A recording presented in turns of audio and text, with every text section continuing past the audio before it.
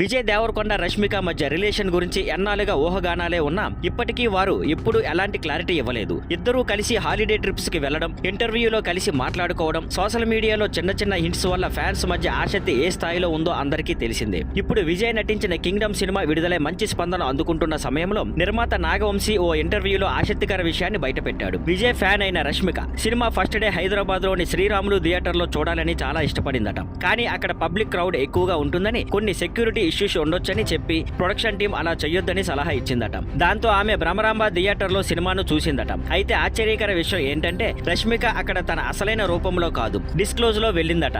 అంటే ఎవరూ గుర్తుపట్టకుండా మారిన గెటప్ లో సినిమా చూసిందని నాగవంశీ చెప్పాడు. ఇంకా ఇదే ఇంటర్వ్యూలో విజయ్ ను గుడ్ న్యూస్ ఏమైనా ఉందా అని అడిగితే ఆయన చిరునవ్వుతో లెట్స్ సీ అని చెప్పి తప్పించుకున్నాడు. ఇంతకీ ఈ జంట ఎప్పుడు ఫ్రెండ్స్ మాత్రమే అంటూనే ఉండగా ఇలా తిరిగి వస్తున్న హింట్స్ వల్ల మళ్ళీ గాసిప్స్ పెరిగేలా ఉన్నాయి. ఫ్యాన్స్ మాత్రం ఇదేనా క్లారిటీకి దారి తీసే ముహూర్తం అనుకుంటున్నారు.